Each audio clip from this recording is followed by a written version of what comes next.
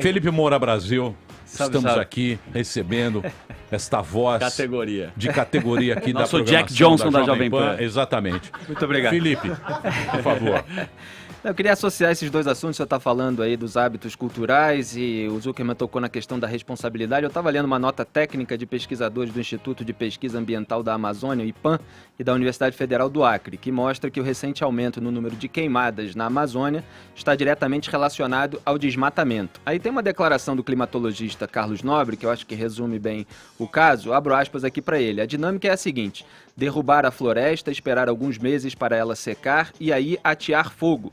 Se você tenta botar fogo no dia seguinte, não vai queimar, pois a vegetação estará molhada. Espera-se uns 2 meses e aí põe fogo. E sempre, em todos os anos, agosto e setembro, são os meses com o maior número de queimadas. Como nesse ano todos os indicadores, aí ele cita aí os indicadores do SAD, do Amazon, do DETER, né, de alerta de desmatamento, do INPE, foram de aumento do desmatamento, era de se esperar o aumento da queimada. Ele concluiu o doutorado aí no Instituto de Tecnologia de Massachusetts, no MIT.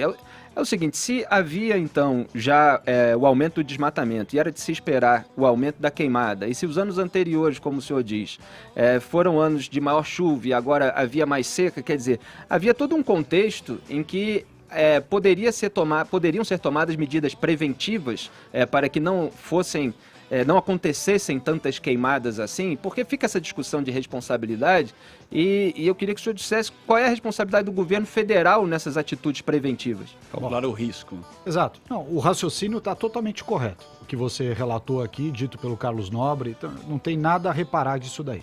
A questão é a seguinte: grande parte das queimadas que nós estamos verificando, elas ocorreram ou em áreas privadas ou em áreas devolutas, tá? Ou seja, áreas que não são nem unidade de conservação, nem terra indígena, nem assentamentos agrícolas do INCRA. Essas são as áreas de competência federal.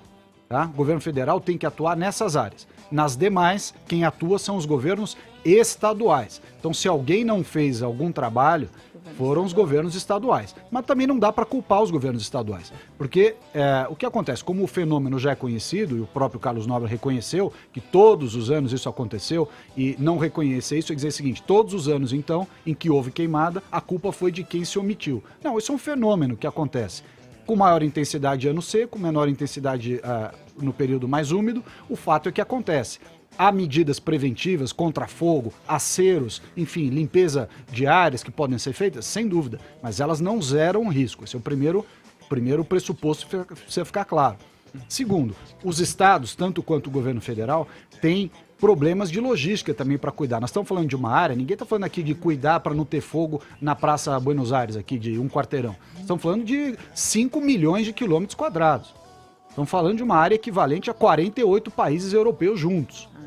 Então não é assim tão fácil falar e fazer a uma longa distância. A Amazônia é 40% do Brasil, né? Muito grande. É uma área gigantesca. Só para explicar aqui, o que ele estava querendo dizer é que quem quer limpar um trecho de floresta costuma primeiro derrubar a mata e depois de alguns meses atear fogo no local. É um hábito. Sim, está correto. A descrição que o Carlos Nobre deu é como acontece a dinâmica do desmatamento da Amazônia. A dinâmica é para ampliar a área de pastagem, é para tentar... Tem também o roubo seletivo, né? Aquelas madeiras de maior valor agregado, a turma vai lá, corta e retira. Agora, isso acontece, não pode tirar isso do horizonte. Ninguém está querendo se eximir de responsabilidade nenhuma. É simplesmente colocar as coisas no seu devido lugar. Isso acontece na Amazônia há 20, 30 anos. Uhum. Os garimpos ilegais da Amazônia estavam lá antes do dia 1º de janeiro de 2019. Ou a gente vivia num lugar impecável, praticamente um paraíso, e do dia 1º de janeiro virou um inferno. Não. É mentira isso. Então, os garimpos ilegais estavam lá, o pessoal que faz roubo de madeira, que faz atividades ilegais de floresta estavam lá também, os desmatadores. Aliás, ontem eu postei uma foto de 2005, quando a ministra do Meio Ambiente era Marina Silva, capa da Veja: petistas são pegos recebendo propina para tirar madeira da floresta. Não fale assim de mim. Pega essa. Não fale assim, estava lá. tirando o látex Mas é da verdade, borracha quem dos tinha que- borracheiros. Seringueira. Quem tinha que A fiscalizar, Ricardo, seringueira. quem Como tinha que Não fiscalizar fale muitas assim, vezes... não vou admitir esse... Quem tinha que fiscalizar, mas quem tinha que fiscalizar muitas vezes está envolvido nisso, não, Não, é? tá cheio, tá cheio. A Não, gente sabe o crime que não é. graça assim, todo mundo contra e de repente por. Não, tem um monte de fatores envolvidos, E entendeu? como que vai Mas, por exemplo, assim, fiscalizar essa agora? revolta que a Calma. gente vê agora é porque vocês tiraram dinheiro de algumas pessoas? Não, eu acho que há repercussões. Há Porque repercussões. assim, virou uma coisa mundial. Não. E mundialmente falando, parece que, né, eu entendo assim, nunca aconteceu isso na Amazônia, foi só agora, a partir do dia 1º de janeiro, o governo Bolsonaro. Então, me parece um pouco estranho, sabe? Porque só estão te atacando. Os outros ministros do meio ambiente não foram atacados dessa forma, os outros governos também não. Veja, o tema ambiental é extremamente importante para o mundo todo e para o Brasil também. Isso é uma questão inegável. Né? É algo a ser preservado, cuidado, Claro. mas com racionalidade. Saber que é fundamental para a manutenção do meio ambiente você ter desenvolvimento econômico.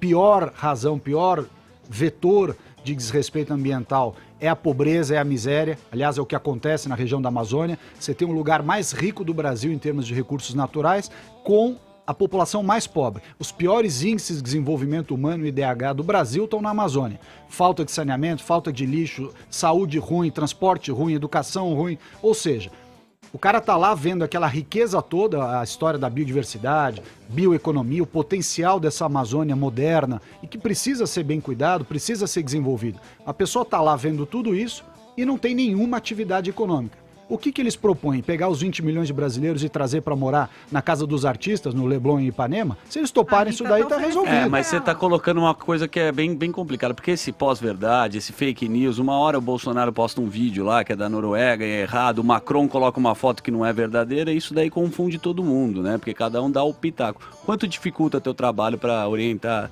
Veja, o que é o certo, qual é a verdade?